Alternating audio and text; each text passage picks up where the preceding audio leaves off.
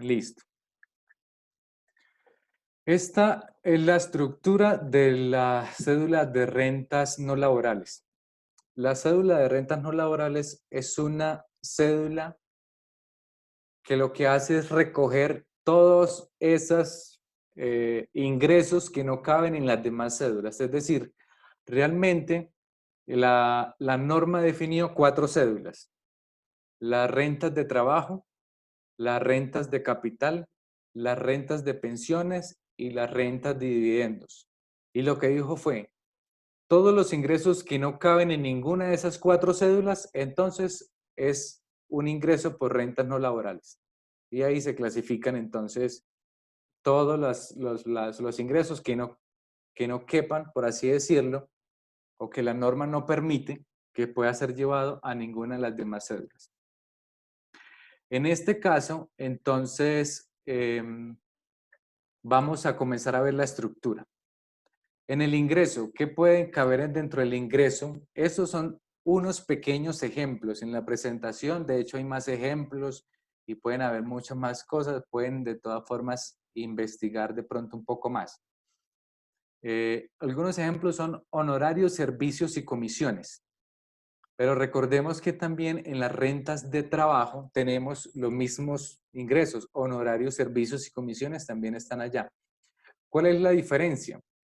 Estos ingresos de honorarios, servicios y comisiones son para aquellos que hayan tenido al menos 2 personas o más como trabajadores, como empleados. Deben tener 2 o más por un periodo de al menos 90 días de manera continua o discontinua. Es decir, si usted tiene honorarios y tiene afiliado una persona, entonces es rentas de trabajo. Pero si usted tiene afiliada 2 personas, entonces ya es una cédula, es un ingreso de la cédula de rentas no laborales. Igualmente sucede por servicios y por comisiones. Todo lo define la cantidad de personas que usted tenga como empleada. No necesariamente tiene que ser empleado vinculado con contrato laboral. Puede ser por prestación de servicios. Pero prestación de servicios incluye que usted esté, digamos, vigilando que ellos paguen efectivamente la seguridad social y que se cumpla todo lo de norma. Listo. También caben los ingresos por cualquier tipo de venta. Todas las ventas por mercancía en general ingresan dentro de esta cédula.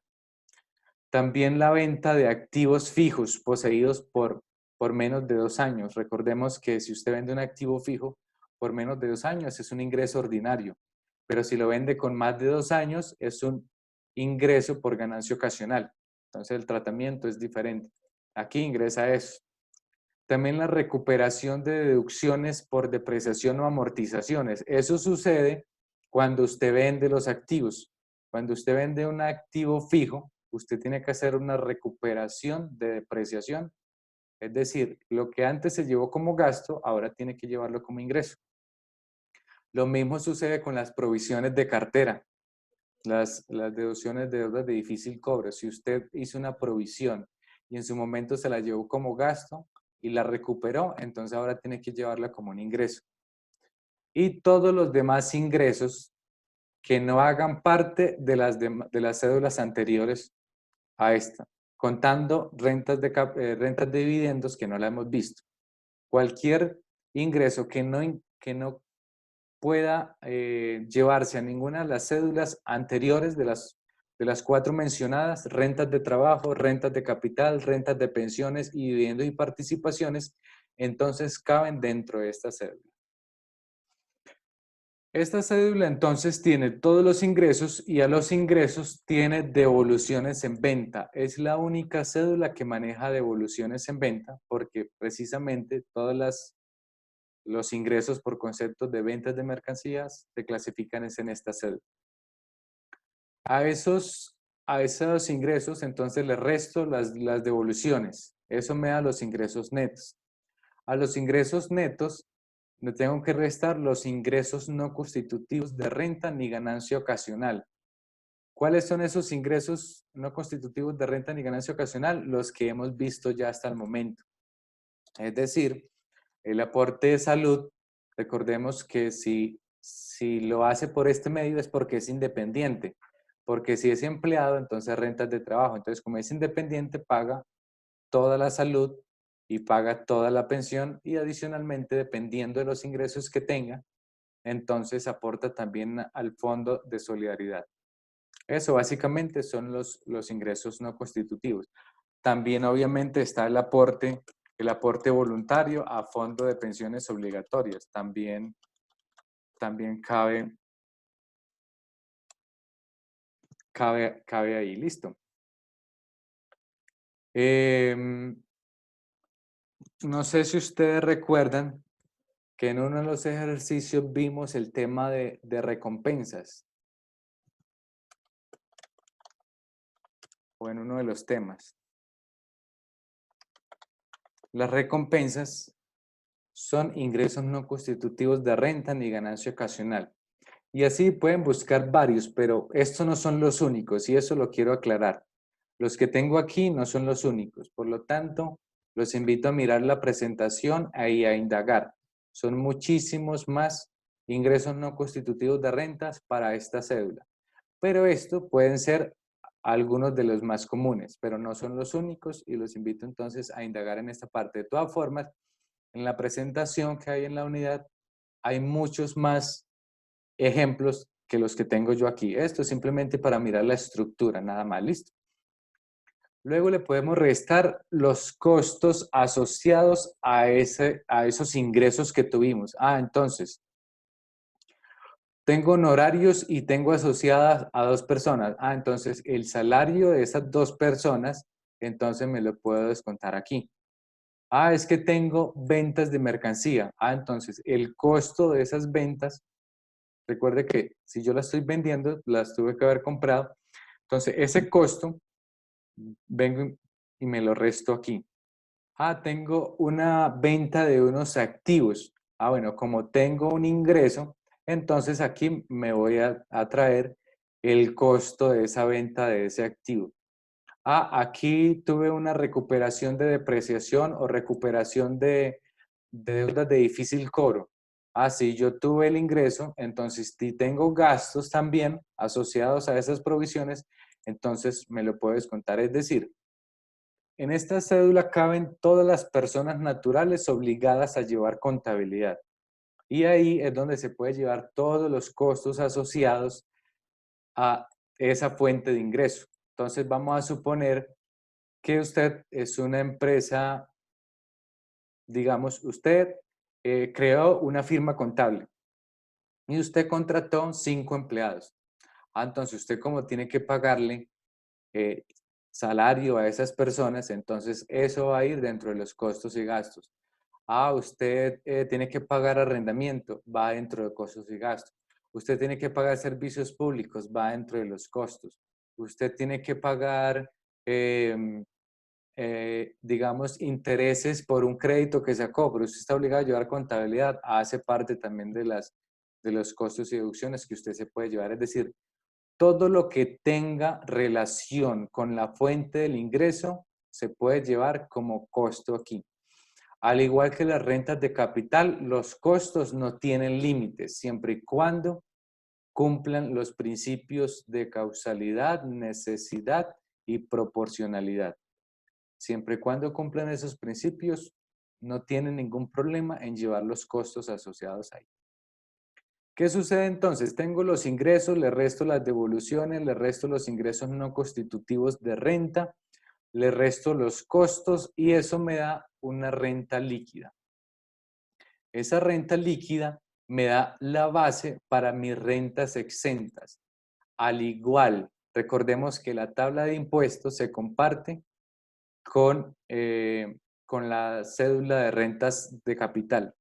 Al igual que las rentas de capital, las rentas exentas en esta cédula no pueden superar el 10%, o es decir, es el 10% de esta renta líquida siempre y cuando no superen las 1000 VTs. Vos puedes tener más rentas exentas, pero no puedes superar ni el 10%, o si ese 10% es superior a los 1000 VTs, entonces no puedes superar las 1000 VTs. A eso se les suman las rentas líquidas pasivas por entes controlados del exterior. Es decir, si usted tiene ingresos que no caben dentro de las demás cédulas y está clasificada dentro de estas cédulas, pero es una entidad controlada del exterior, entonces se incluye en este reglón, en el reglón 59, la cédula de rentas no laborales. Luego entonces vienen las rentas exentas. ¿Qué rentas exentas puede tener? Son rentas exentas y deducciones especiales. ¿Qué renta exenta y deducciones especiales puede tener? Cuentas AFC, los aportes a fondo de pensiones. También puede descontarse si tiene intereses de vivienda. Siempre respetando los mismos límites. Es decir, la sumatoria de las rentas exentas, aportes voluntarios a fondo de pensiones voluntarios y los intereses como una deducción especial no puede sumar el 10% de la renta líquida. Siempre tiene que respetarse esas deducciones. Casi siempre las rentas exentas en las cédulas de rentas de capital y rentas no laborales son superiores al 10%. Por eso, si una persona tiene cédulas de rentas de trabajo, es preferible llevar estos conceptos a esa cédula. A menos que le sobre en esa cédula, entonces tráigalas a esta cédula. Pero siempre la de rentas de trabajo, por tener un 40%, va a ser más conveniente para el contribuyente llevarlas a esa cédula. Entonces, aquí me da entonces la sumatoria de todas las rentas exentas y deducciones. Y ese límite pues, no puede superar el 10% de la renta líquida. Si lo supera, entonces entramos a hacer un comparativo. Entonces, comparamos cuánto me da esto por el 10% versus las rentas exentas, la sumatoria de las rentas exentas y deducciones. La menor de las dos es la que me voy a tomar.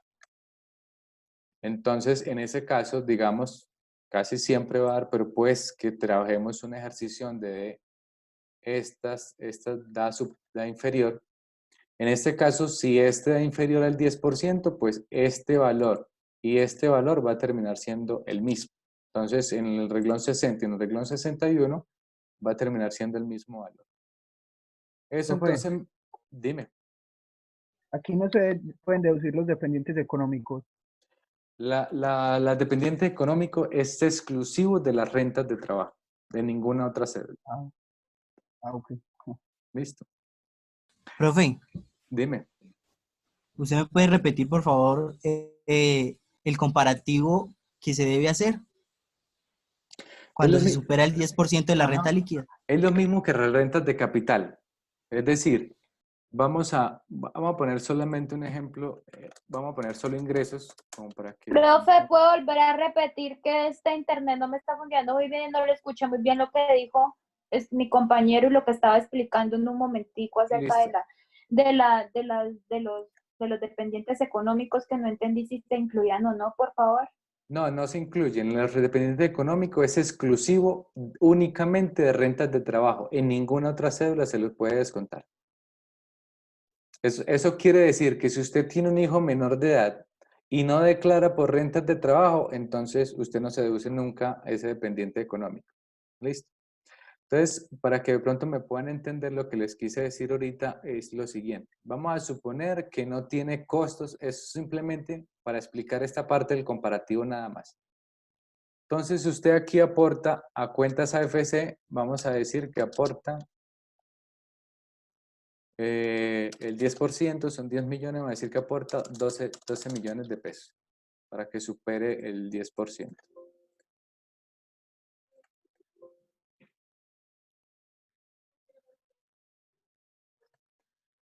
Entonces, ¿qué sucede? La sumatoria de las rentas exentas en este caso son 12 millones, pero tengo que entrar a compararla entonces con el límite del 10%. En este caso, tomo el reglón 58 de la renta líquida, lo multiplico por el 10% y esta sumatoria no puede ser superior a esta. Si es superior, siempre voy a tomar la menor. En este caso, el 10%, mi límite son son 10 millones de pesos, o sea que voy a tomar es este valor. Pero vamos a suponer que aquí no son 12 millones, sino 9 millones. Entonces, como son 9 millones, y en este caso los límites es 10 millones, entonces ya no van a ser 10 millones, sino que voy a tomarme este valor. Entonces, tanto en 9.000 el... millones. Ya no van a ser los 9.000. 9, perdón, 9.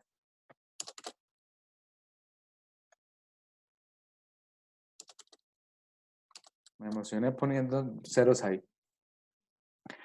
Entonces ya no van a ser los 10 millones que me voy a descontar, sino los 9. Siempre voy a tomar el menor de los dos.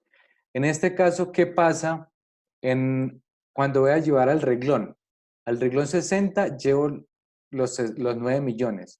Y al reglón 61 voy a llevar nuevamente los 9 millones de pesos. Ya no van a ser los 10, sino los 9, porque es lo máximo que me puedo deducir. Porque recuerde que en los límites, la renta exenta limitada es la que realmente usted se va a descontar del ingreso. Esta es informativa, siempre va a ser informativa. Aunque sea igual a esta, va a ser informativa. La que usted realmente se va a descontar, o a deducir más bien, o a restar de ese ingreso, es la renta exenta limitada. Y esto sucede para todas las cédulas. Siempre la renta exenta y deducciones limitadas es la que realmente va a terminar descontando o disminuir el ingreso. Entonces, en este caso, terminaría poniendo 9 millones de pesos aquí. Entonces, los dos renglones van a tener el mismo valor cuando mi renta exenta y deducciones no me supera el 10% de mi renta líquida. Pero vamos a suponer que sí lo supera. Vamos a poner los 12 millones. Entonces, en este caso, me sigo tomando los 10. Eso entonces me da la renta líquida, es decir, renta líquida más rentas líquidas del exterior menos rentas exentas. Eso me da entonces la renta líquida. Aquí creo que alguien nos está escribiendo.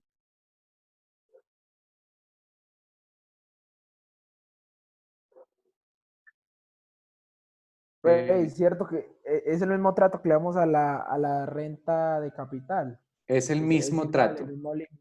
Es exactamente igual. O sea, no hay diferencias en esta parte. Por eso, de hecho, comparten la misma tabla. Si ustedes ven, esta tabla es para la renta no laboral y para la renta de capital. Es exactamente igual el límite de deducciones y rentas exentas. No cambian nada. Eso entonces me da la renta líquida. Obviamente, si el reglón 62 me da una renta líquida, es decir, una utilidad, el reglón 90 pues me tiene que dar 0 porque si hay utilidad no hay pérdida.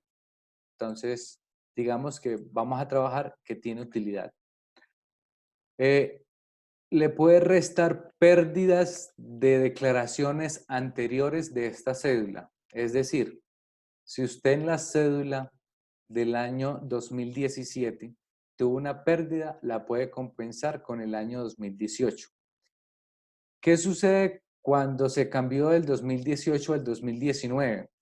Las pérdidas de las cédulas solo se podrán restar contra la cédula general, para que lo tengan presente, que de hecho está en la presentación también, esa explicación.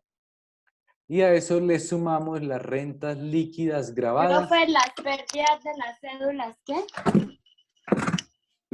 Las pérdidas que ustedes hayan tenido hasta el 2018 las pueden compensar en cada cédula. Es decir, si usted tuvo una pérdida en rentas de capital, la compensa en la cédula de rentas de capital. Si usted tuvo una pérdida en el 2017 en la cédula de rentas no laborales, entonces en esa misma cédula la compensan en el 2018. Es decir, la compensan en la misma tipo de cédula donde haya tenido la pérdida. Es decir, si usted tuvo una pérdida en rentas de capital, no la puede compensar en cédula no laboral. No puede hacer eso. Solo puede compensar la de la cédula igual del año anterior. Pero, ¿esa compensación aplica, digamos, solo para el año anterior o puede ser para la sumatoria de varios años? Puede ser arrastrada de años anteriores, no tiene problema con eso. Pero entonces, ¿qué sucede? Obviamente, como si usted decide tomarla, obviamente, entonces usted la puede ir mostrando. Entonces, básicamente usted lo que va a ir es tomar la que tiene el año anterior, si usted decide. Entonces, luego, pero entonces, ¿qué sucede con la de 2019, siendo que ya no existen las 5 cédulas? En ese caso, entonces, sí le permiten, de las cédulas que tengan como pérdida, llevarlas, pero solo a la cédula general. Es donde usted va a poder compensar las pérdidas que haya tenido de años anteriores. Las demás cédulas no permiten eso. Listo. Ahora, se le puede agregar, se le suman rentas líquidas, es decir, ingresos por rentas grabadas, pero que no sean laborales. ¿A alguien se le ocurre de pronto algo? ¿Qué ingresos podamos tener que sean grabados, pero que no sean no laborales? En este caso, podemos incluir, por ejemplo, si una persona años anteriores había omitido activos, entonces aquí es donde tiene que reconocerlo como si fuera un ingreso y pasarlo a ser grabado. Entonces, si usted omitió activos o incluyó pasivos inexistentes, esta es la cédula que le permite a usted hacer esa sanación de esos activos o de esos pasivos. ¿Qué otra cosa puede ingresar aquí? Recuerda que yo les he hablado algo que es la comparación patrimonial. Si usted de un año a otro aumentó considerablemente su activo y usted no tiene explicación para eso, solo hay una explicación y es que usted tuvo ingresos que no le mostró a la DIAN. Entonces la DIAN que dice, bueno, como usted años anteriores no me mostró los ingresos, pero usted cometió el grosso error de invertir esos ingresos en activos y ahora me lo está declarando, entonces me está declarando un activo que anteriormente no me reportó como una utilidad, sino que pasó por debajo de ese ingreso, no lo reportó y se compró un activo y ahora sí me lo está declarando. Entonces, ¿qué sucede? Esa diferencia entre la comparación patrimonial, entonces tiene que entrar a sumarla aquí también. Entonces, suma ahí y comienza a ser grabada. Eso me da entonces la renta líquida cedular, que al igual que el ejercicio que hicimos, se tiene que sumar con la renta líquida cedular de rentas de capital. Cuando tengamos las dos sumadas, entonces aplicamos esta tabla, que es la misma tabla de rentas de capital.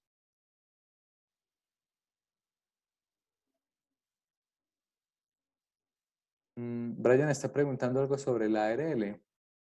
¿Y la ARL qué sucede? Bueno, para el caso del año 2018 sería una deducción. Para el año 2019, y esto quiero que quede claro, la ARL pasa a ser un ingreso no constitutivo de renta ni ganancia ocasional, igual que los demás aportes de la seguridad social. Es decir, para el año 2019 Solo para el año 2019 en adelante, incluye también 2020. Entonces, para el año 2019 y 2020, que es el que estamos, será un ingreso no constitutivo de renta, salud, pensión y ARL. Listo. Entonces, en ese orden de ideas, esta es la estructura de rentas de capital. En el campus hay un taller.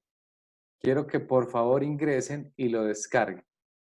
No sé si alguien ya lo tiene descargado, entonces quiero que lo comiencen quiero que lo revisemos. Profe, ¿el taller qué? Es el taller número 8. Está en la unidad de rentas no laborales.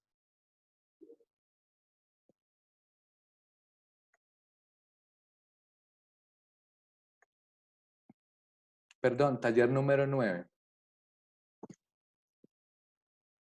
Porque el 8 fue el que ustedes enviaron.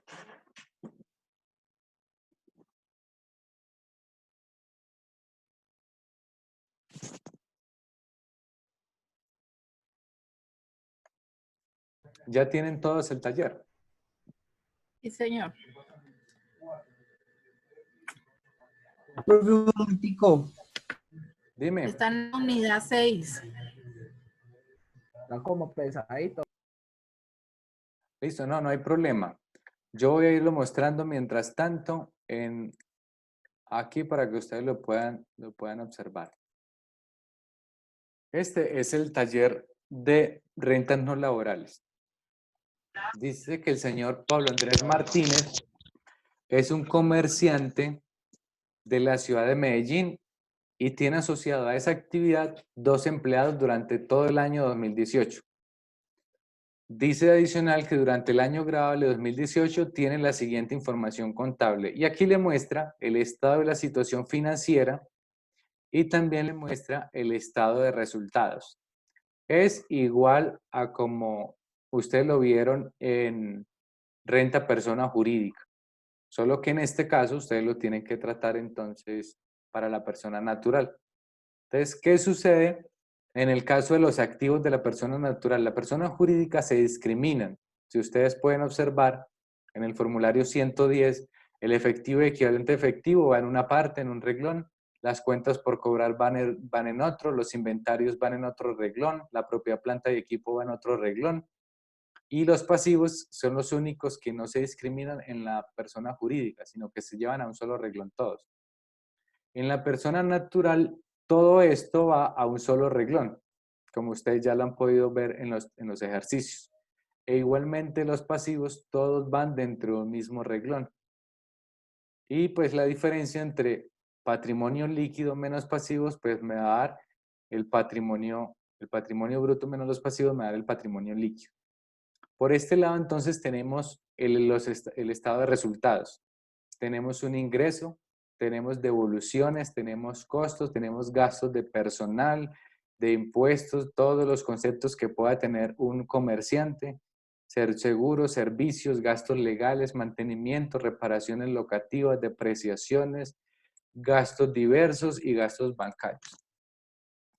Las personas que llevan contabilidad, persona natural obligada a llevar contabilidad, puede descontarse o deducirse lo mismo que se puede deducir una persona jurídica. No tienen ninguna diferencia en cuanto al tratamiento de sus costos y gastos asociados. Pero si una persona natural no está obligada a llevar contabilidad, por ejemplo, en este caso, las depreciaciones no se las podría descontar, dado el caso que sea una persona que no lleva contabilidad. Vamos a suponer, tiene asociados 2 empleados, pero no está obligado a llevar contabilidad. Si no está obligado, pues entonces el concepto de depreciaciones no cabe dentro de ese rubro. Pero aquí estamos hablando de una persona que tiene 321 millones de pesos. Significa que es responsable de IVA. Al ser responsable de IVA, está obligado a llevar contabilidad. Adicionalmente, es comerciante. Todos los comerciantes, para efectos de comercio, están obligados a llevar contabilidad. Pero adicional, les muestran unas notas, es decir, observaciones de este estado de la situación financiera y observaciones de este estado de resultados. La primera observación dice, de los impuestos, 4.500.000 corresponden a industria y comercio. ¿Dónde puedo encontrar los impuestos? ¿Quién me dice? La de capital. No, estamos solamente, exclusivamente hablando de rentas no laborales. Y estas notas son notas de los estados financieros, es decir, de estos. Pero cuando aquí me habla de los impuestos, ¿a cuáles impuestos se está refiriendo?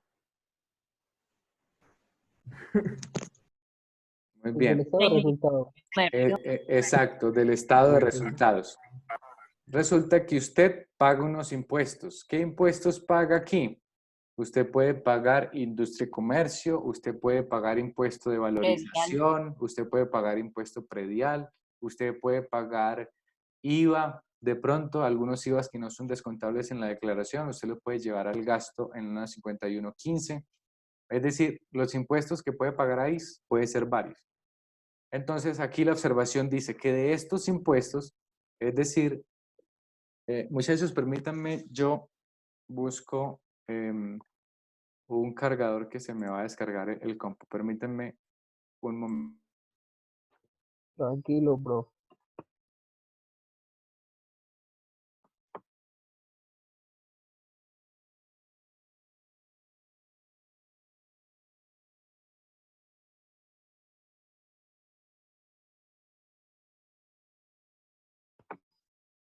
Hola, grupo.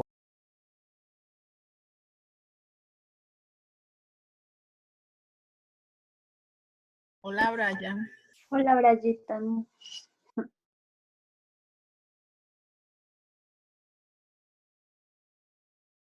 Los caminos de la vida.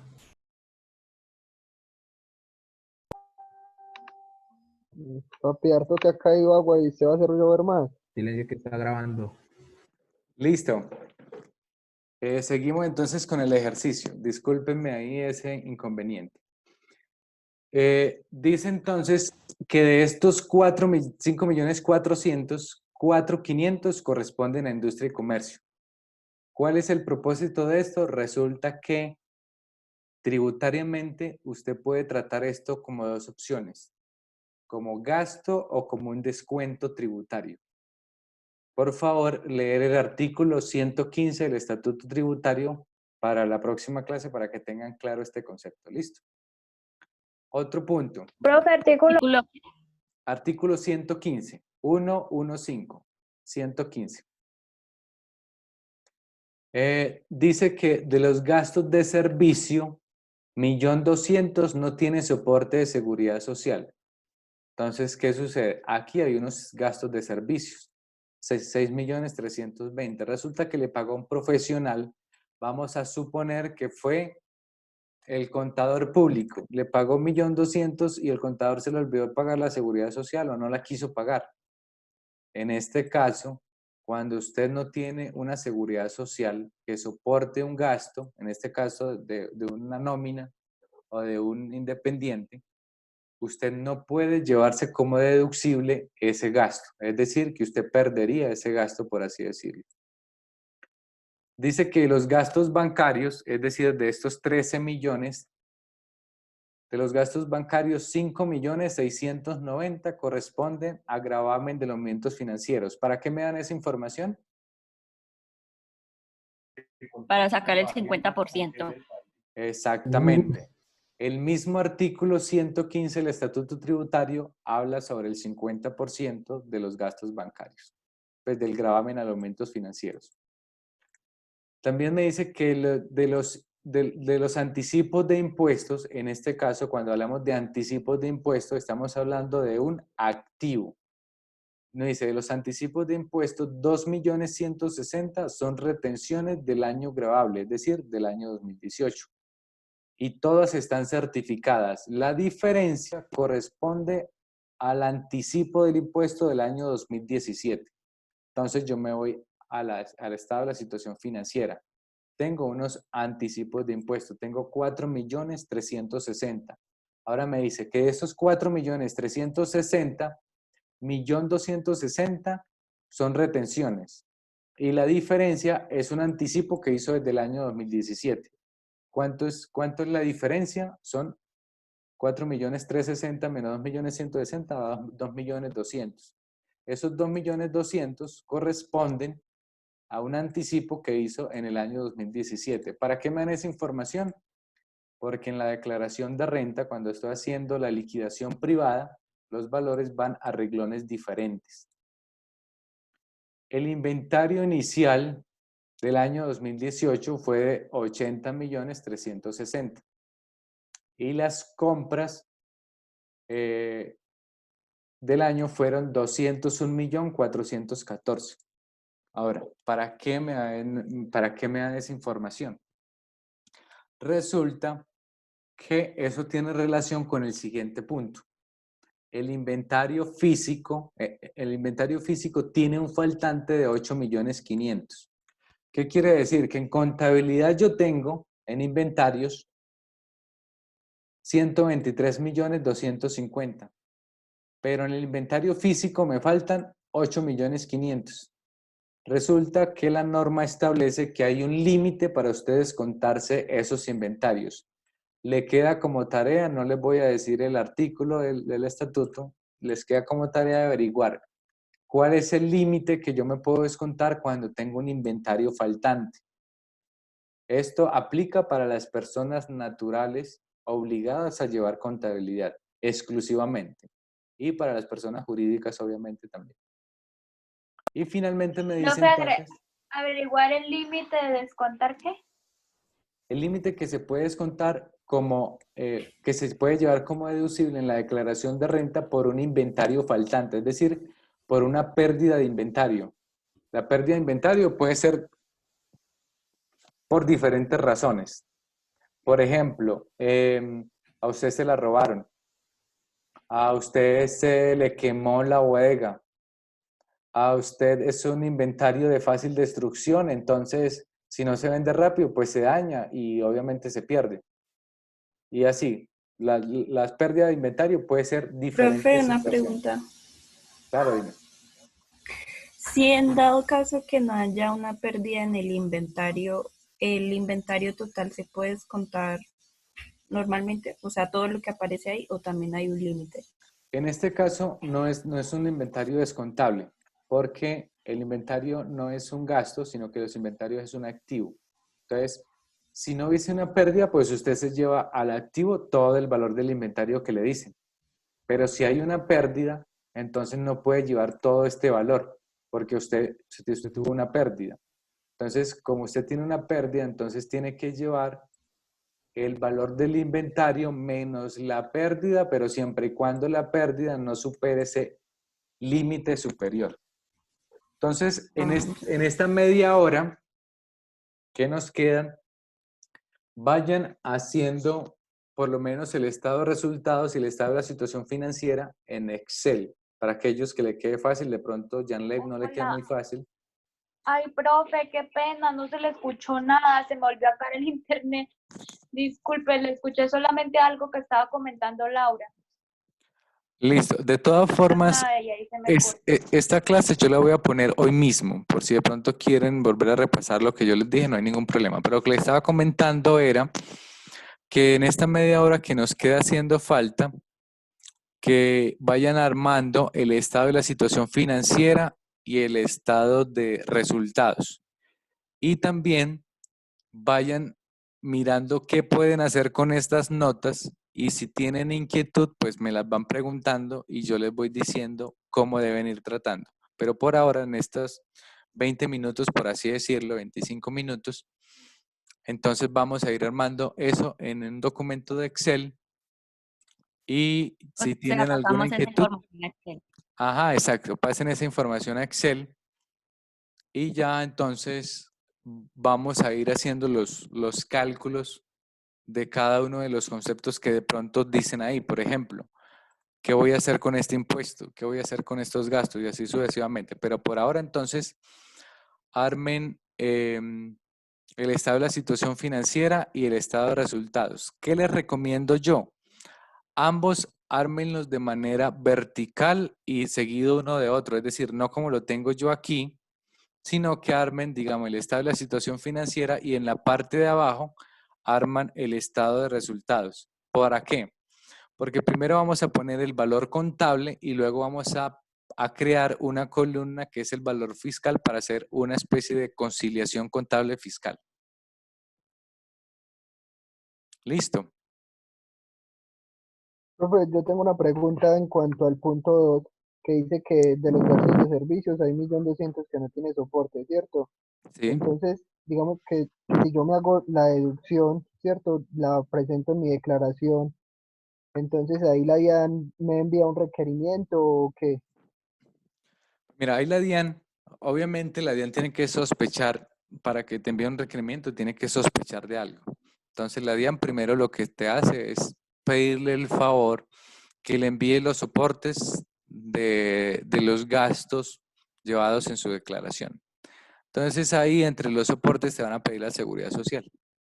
Como usted no la tiene, nunca fue pagada, entonces le va a decir, me hace el favor y me corrige la declaración y en la declaración usted no se va a llevar los 6.360.000 por el gasto de servicios, sino que se va a llevar 6.360.000 menos 1.200.000.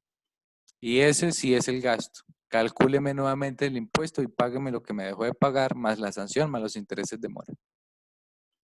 Ah, ok. O sea que entonces, si por ejemplo el contador yo le doy para que pague su seguridad y él no pagó su seguridad, entonces ahí me gano yo las sanciones y los intereses y esas cosas. Eh, Claro, exacto. Pero eso sucede cuando es un contador no empleado de la empresa, sino que es independiente. Es decir, un ejemplo, usted le paga a un contador externo para que lleve su contabilidad. Se supone que el contador, aunque sea externo, él debe pagar su seguridad social como independiente. Pero resulta que Ah, hubo, ok. hubo un pago que no pagó hubo un mes que no pagó la seguridad social o 2 meses.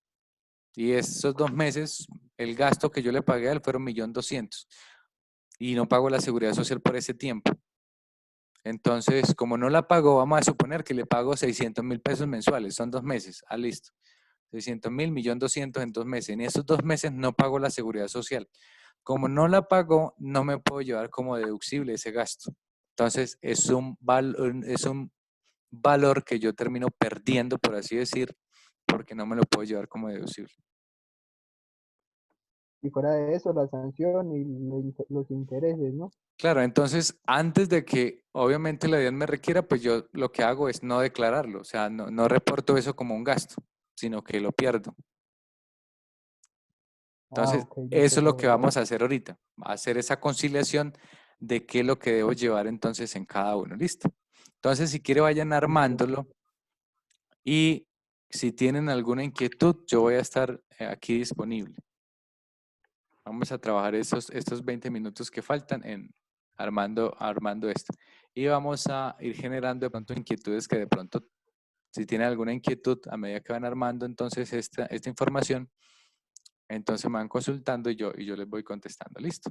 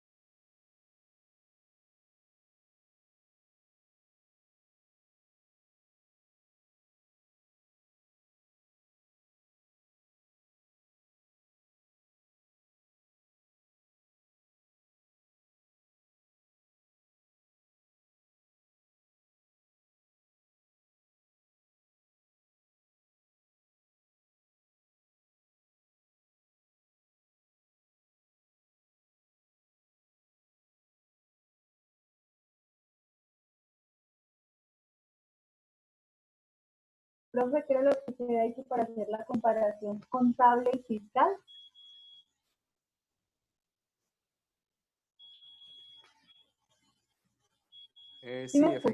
Sí, efectivamente. Vamos a hacer una conciliación contable y fiscal, es decir, nosotros tenemos los valores contables, pero hay valores que yo fiscalmente no me los puedo llevar, entonces voy a tener que disminuir el valor de el gasto o del inventario o dependiendo del rubro que vayamos a manejar. Listo, profe, gracias. Con gusto.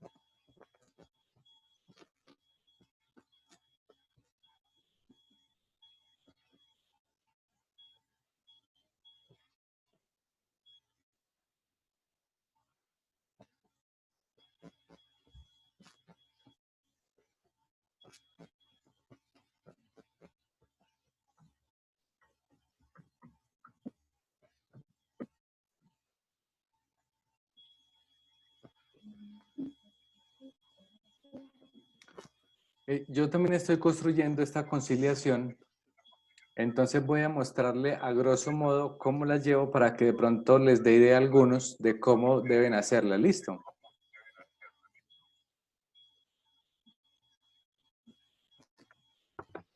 Listo, profe.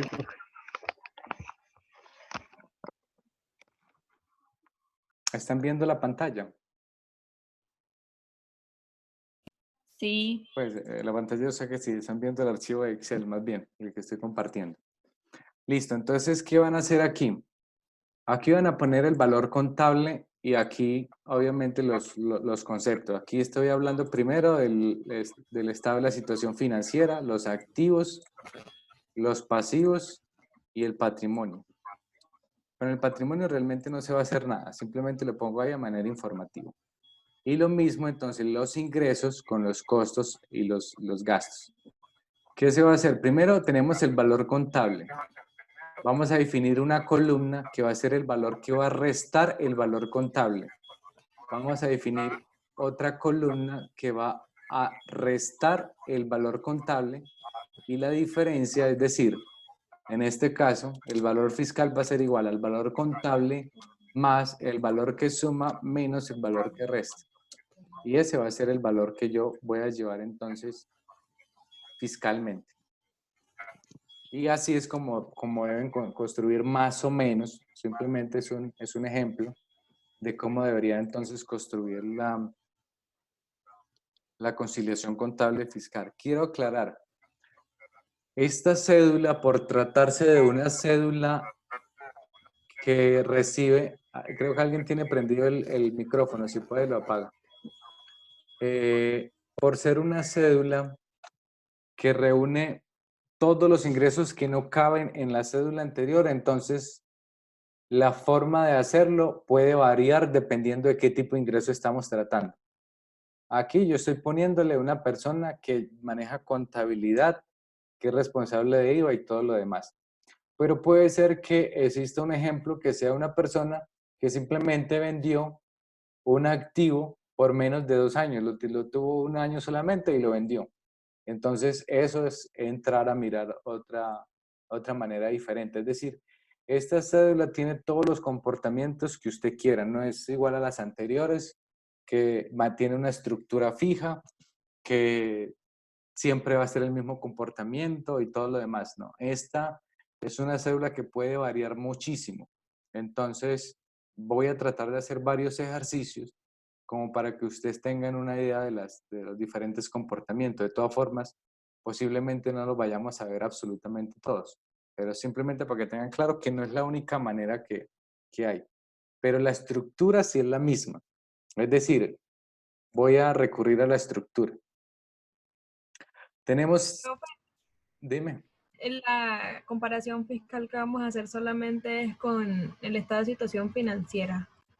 Y estado de Ahí resultados. no... Ah, ya, ok. Que no lo vi. Bueno, Listo. gracias. Voy a recurrir entonces a la estructura. La formulita, por favor, del valor fiscal. Va a ser igual al valor contable más lo que le sume a ese valor contable menos lo que le reste a ese valor contable. Listo, gracias. Ahorita hacemos un ejemplo de pronto para que me puedan entender ahí. Listo. Entonces, por ejemplo, hablando de la estructura, puede ser muy variable. En este caso, ¿qué tenemos? Como es un comerciante, tenemos este concepto, ventas de mercancía. Entonces, ¿tenemos devoluciones? Sí, el ejercicio maneja devoluciones. ¿Tenemos ingresos no constitutivos de renta? El ejercicio no nos dice que la persona cotice a seguridad social. Vamos a limitarnos a lo que diga el ejercicio. El ejercicio no dice que cotiza a seguridad social, entonces no vamos a pagarle seguridad social. Vamos a hacer de cuenta que no paga la seguridad social. Pero si el ejercicio lo dijera, entonces habría que incluir aquí entonces la seguridad social. Costos asociados, todo lo que tenemos en el estado de resultados, que son los costos, el gasto de personal, honorarios, impuestos, arrendamientos, seguros, servicios, gastos, mantenimiento, todo eso, toda esta sumatoria, entonces va dentro de los costos y gastos asociados. Eso me da una renta líquida. A esa renta líquida la tomo como base para rentas exentas. El ejercicio maneja rentas exentas, este ejercicio no tiene rentas exentas. Tampoco tiene compensación de años anteriores, ni tiene otras rentas líquidas no gravables. Así que, si ustedes se fijan, hay muchos rubros que no vamos a utilizar en este ejercicio. Pero se debe a eso, a que la información puede ser muy amplia. Entonces, posiblemente no veamos todos los ejercicios que se puedan dar en esta cédula, pero vamos a tratar de ver al menos unos 3 o 4 ejercicios de esta cédula. ¿Listo? Ahora, ¿para qué sirve ese valor que suma y ese valor que resta? Vamos entonces permítame, yo le comparto más bien la pantalla para que ustedes puedan ver todo lo que yo voy a hacer. Entonces, aquí tenemos el ejercicio. Ustedes están viendo el PDF, ¿cierto?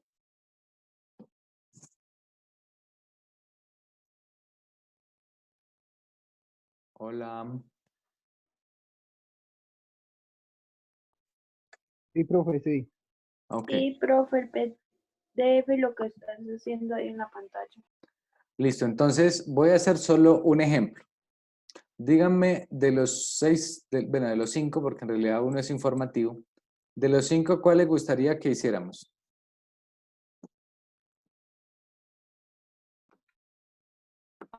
Pues hagamos el 2, ¿no? ¿El 2? El del inventario.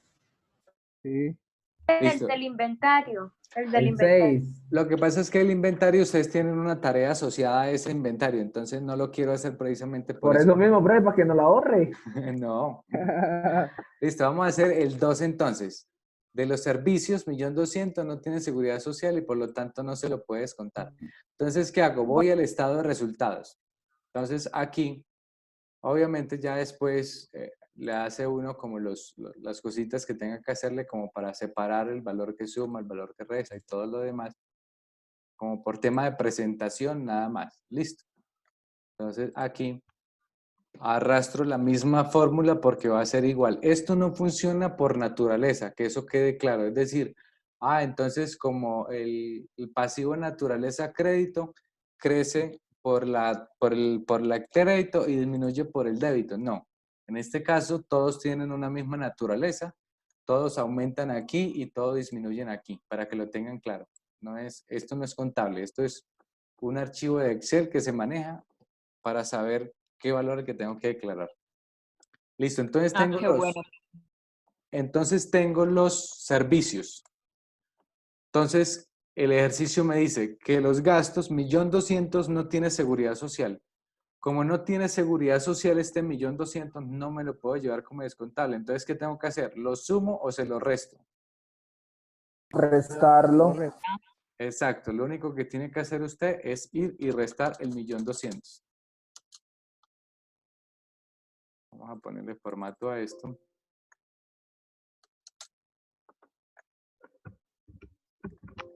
Listo. Entonces, ¿qué tiene que hacer? Restarse 1.200.000. Entonces su gasto ya no va a ser 6.360.000, sino que ahora va a ser 5.160.000.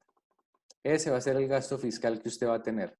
Y eso mismo tienen que hacer entonces con todas esas observaciones, teniendo presente obviamente las condiciones en cómo puede tratar, en este caso, por ejemplo, el impuesto de industria y comercio, el gravamen a los movimientos financieros. Hay una parte allá que dice que el 50% de los gastos bancarios, 5.960.000, corresponde a gravamen de los movimientos financieros. ¿Qué quiere decir? Que de esto hay 5.960.000 que es gravamen a los movimientos financieros. La mitad, es decir, el 50% no se lo puede llevar como descontable. Entonces usted lo resta de una vez. Entonces ya no van a ser gastos bancarios los 13 millones, sino 10.040.000 pesos. Y así, todo eso, cuando ya tengamos los valores fiscales, entonces... Profe, pero ¿por qué no le saca la mitad a los 13? Porque la nota me dice que los gastos bancarios, es decir, de los 13 millones, 5.960.000 es gravamen a los movimientos financieros. No los 13 millones son gravamen, solo 5.690.000.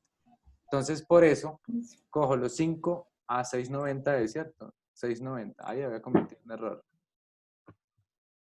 5.690.000 pesos. Entonces, la mitad es la que no es descontable. Como no es descontable, entonces no me lo puedo llevar como menor valor del ingreso. Entonces, solamente me puedo llevar 10 millones. Como hay gastos que están disminuyendo, ¿qué va a pasar con mi utilidad? Mi utilidad va a aumentar. ¿Qué pasó con la pregunta 3? Si disminuye el gasto, aumenta la utilidad. Si aumenta la utilidad, aumenta el impuesto. Entonces, ahí es donde tenemos que entrar a hacer esto. Entonces, les queda de tarea que ustedes hagan la conciliación. Esta no se las voy a compartir, quiero que ustedes mismos la elaboren. Entonces, elaboren su propia conciliación. Traten de hacer todo el ejercicio y la próxima clase es mañana. Señor. Bueno, dejo la clase hasta aquí para que ustedes traten de avanzar en lo que puedan en estos 15, 20 minutos o 5 horas antes de que se acuesten a dormir. Y ya mañana, Sí, uy, 5 horas. Recordemos que ustedes tienen tiempo libre que es desde las 12 de la noche hasta las 5 de la mañana. En ese tiempo libre traten de hacer este ejercicio. Pero recordemos que a las 6 de la mañana tenemos que trabajar. Todo el ejercicio, profe, todo. No, o sea, usted se acuesta a las 3. obviamente no ¿Es tienen la parte de la conciliación no tienen o que solo hacerlo, hay que llenar el formulario? no tienen que hacerlo todo, pero traten de hacer lo que más puedan. La idea es que ustedes hayan avanzado para que mañana, cuando nos reunamos, traigan inquietudes. Es eso, realmente. Listo. ¿Usted está la madre y me repite otra vez la parte de impuesto? ¿El impuesto solamente puede decir el de industria y comercio? El taller ya está en el campus. De todas formas, el enunciado dice que de los impuestos, 4 millones corresponden a industria y comercio. Es decir, de estos 5.400.000, 4.500 es industria y comercio. La diferencia puede ser predial, puede ser valorización, puede ser otros impuestos. Entonces, pero el único que No se resta. el único que nos podemos restar es industria y comercio, ¿sí? Entonces, ¿qué sucede? El industria y comercio usted lo puede tratar de dos formas.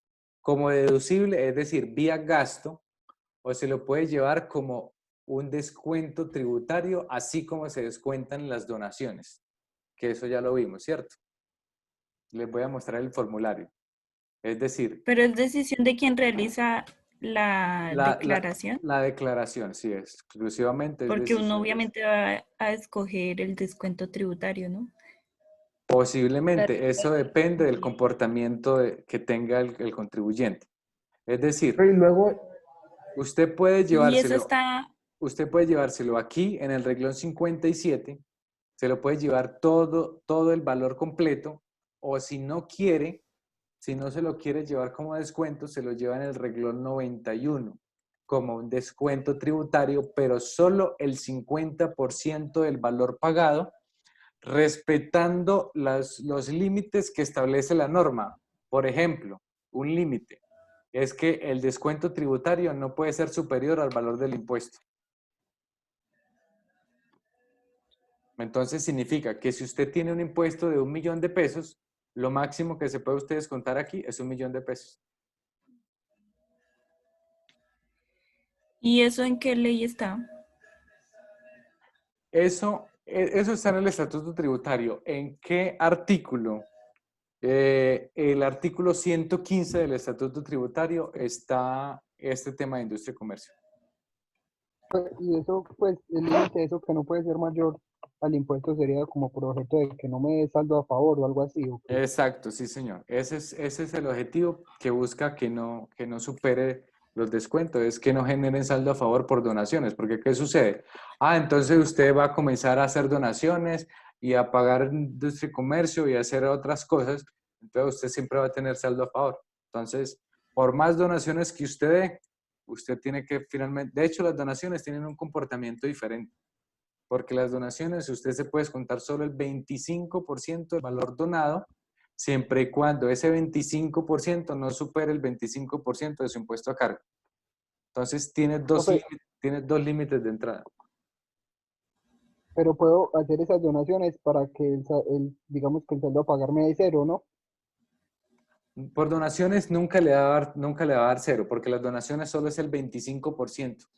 Es decir, usted se puede descontar un 25% y tiene que pagar el 75%. Pero en cambio, industria y comercio no tiene ese límite.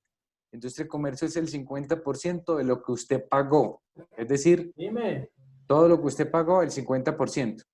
Pero obviamente, el único límite que tiene es que no puede superar el impuesto. Profe, entonces... entonces eso, vamos a ponerle allá que tiene que restar el 50% de ese EICA, ¿no? Entonces, en la conciliación. Entonces, ¿cuál es el detalle? Vamos a hacer para ver qué le conviene más al contribuyente. Esa es mi intención. Recordemos que en los ejercicios hay que hacer lo que más le convenga al contribuyente. Vamos a analizar si le conviene más llevarlo como gasto o le conviene más llevarlo como un descuento tributario. Y si lo llevo como gasto, ese ICA me lo puedo descontar todo, profe. Totalmente el 100%. Y en el descuento tributario solamente el 50%. Como deducción, es decir, como gasto, se puede llevar el 100% del efectivamente pagado. Si usted lo que hizo fue causar un impuesto y lo llevó la 5115 contra una 23 porque no lo ha pagado, entonces no es deducible. La porción que no ha pagado no es deducible. Igualmente, no sería descontable tampoco en el renglón 91. Solo lo que efectivamente se ha pagado. En este caso, vamos a partir desde el supuesto que todo se ha pagado. Todo lo que hay ahí es porque se ha pagado. Pues obviamente va a ser mejor llevarlo acá. Es mejor llevarlo como descuento porque es algo que va directamente, va restando directamente sobre el impuesto. Exactamente. Pero eso depende del valor que tenga como impuesto a cargo. Va a depender mucho del impuesto a cargo, realmente. Porque a ciencia cierta... Pero no entiendo. O sea, si lo llevo como descuento tributario, solamente lo puedes contar el 50%, pero si lo llevo como gasto, como una deducción. ¿lo puedes contar el 100%? El 100%, exacto. Entonces, Entonces es mejor llevarlo a gasto. No, Laura, es mejor como un descuento tributario. No es que el descuento tributario le resta directamente. ¿Cuál es la diferencia, Laura? Y es que si usted lo lleva como gasto, usted después sobre la utilidad calcula el impuesto, el 33%. Y a ese 33% le resta certificados de retención y todo lo que tenga. Si usted decide no llevarlo como gasto, sino que lo se lleva como de descuento, entonces a la utilidad que le da después de no tener en cuenta ese gasto, le calcula el 33%. Y a ese impuesto, ya como impuesto, le descuenta el 50% de la industria y comercio que ya efectivamente pagó. Es decir, es como si usted a través de la industria y comercio estuviera pagando renta. El 50% de su industria y comercio realmente es un valor que ya pagó el impuesto de renta, pero usted decide cómo tratarlo. Entonces, por ahora quiero que vayan esta noche y mañana lo que puedan, traten de armar la conciliación contable fiscal y más o menos un supuesto de cómo cree usted que queda. Y ya mañana lo resolvemos completamente. ¿Listo? Listo, profe. Bueno, muchachos, que tengan una feliz noche. Estamos hablando mañana, entonces, Dios mediante. Listo, profe, gracias. Listo, profe, gracias. Gracias, profe, hasta luego. Bueno, profe. Los empleos de los colombianos.